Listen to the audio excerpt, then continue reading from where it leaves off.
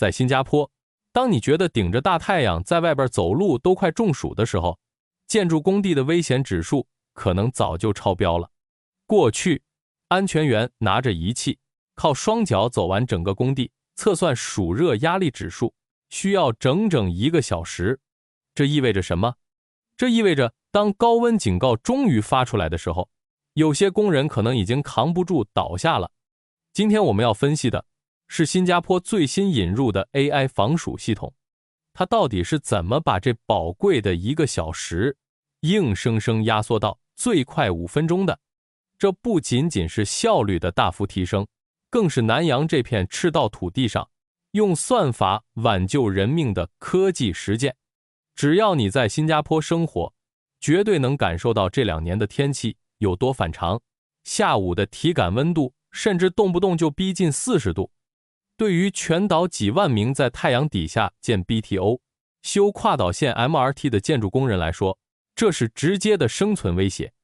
早年下南洋的先辈们靠体力硬扛赤道的高温，但在现代化的今天，我们有了更科学的标尺。为了防止热伤害，新加坡人力部 MOM 有着非常严格的规定，要求工地必须监测暑热压力指数 WBGT。WBGT 不是单纯的气温，它是一个结合了温度、湿度、风速和太阳辐射的综合风险指标。在过去，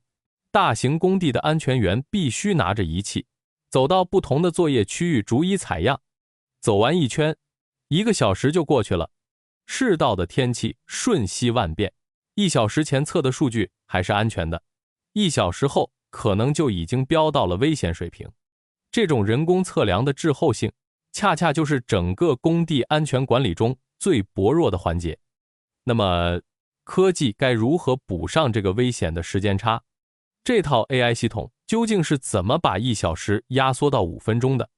它靠的当然不是跑得更快的安全员，而是彻底改变了获取数据的基础方式。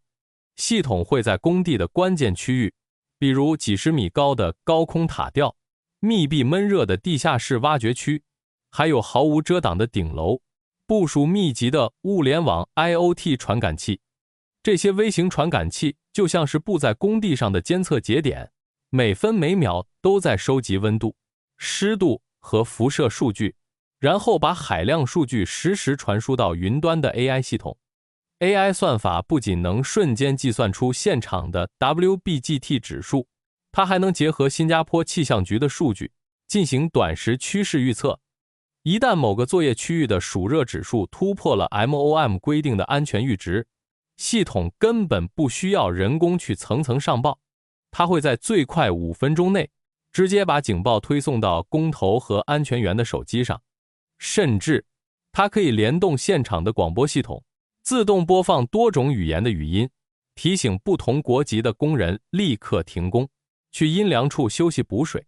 这不仅是把效率提升了12倍，更核心的价值在于，它排除了所有人为的侥幸心理和疲劳带来的疏漏，用客观且精准的算法，在炎热的赤道上建立了一套实时救命的预警制。不过，如果你以为承包商愿意买单仅仅是为了保护工人，那就把问题想得太简单了。建筑行业向来对成本非常敏感，利润空间压得很低。你可能会问，承包商凭什么愿意花钱装这套高科技系统？如果只靠道德呼吁，这套系统绝对推广不开。但精明的承包商算得比谁都明白，引入 AI 防暑系统，表面上看是在保工人的命，实际上是在保公司的本。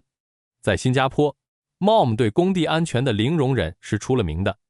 如果因为没有及时监测高温，导致工人热衰竭，甚至出现严重事故，工地立刻就会收到一张 Stop Work Order， 也就是停工令。一旦停工，每天的起重机租金、人力闲置成本加起来都是天文数字。更要命的是，如果你负责的是 HDB BTO 项目，延期交付不仅要向买家赔偿巨额违约金，还会直接留下不良记录，影响公司未来竞标政府项目的资质。相比之下，每个月花点钱租用这套 AI 传感器网络，成本简直9牛1毛。而且这套系统会自动生成不可篡改的数据日志，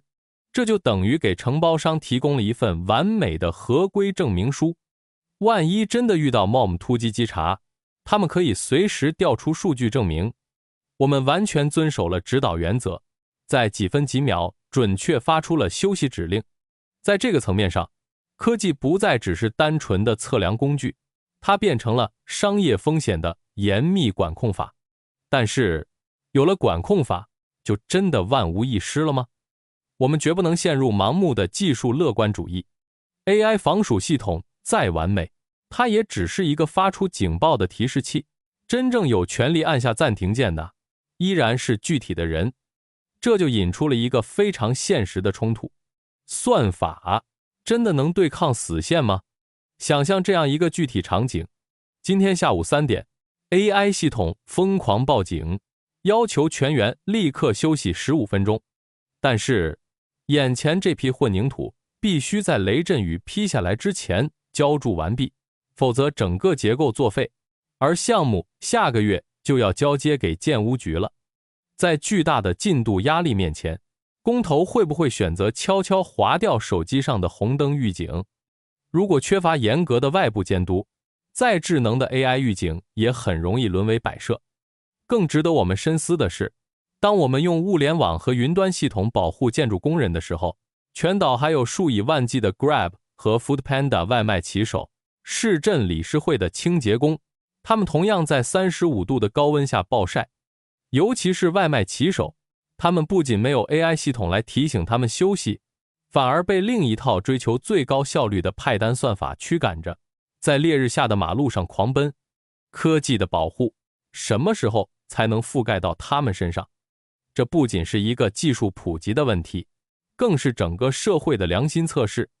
从1个小时的危险盲区到5分钟的精准预警，新加坡引入的这套 AI 防鼠系统确实让我们看到了科技在纯粹的效率之外最具人情味儿的一面。它用南洋社会特有的务实精神，既帮企业算了经济账，也在极端高温下为普通劳动者抢回了生存的空间。但就像我们刚才说的，技术永远只是工具，真正能保护人的是全社会对劳动价值的底线共识。你认为这套 AI 防鼠系统应该被立法强制应用到包括外卖骑手在内的所有户外行业吗？欢迎在评论区留言，分享你的个人看法。如果你喜欢今天这期深度分析，请务必订阅我们的频道，并打开小铃铛。我们下期视频不见不散。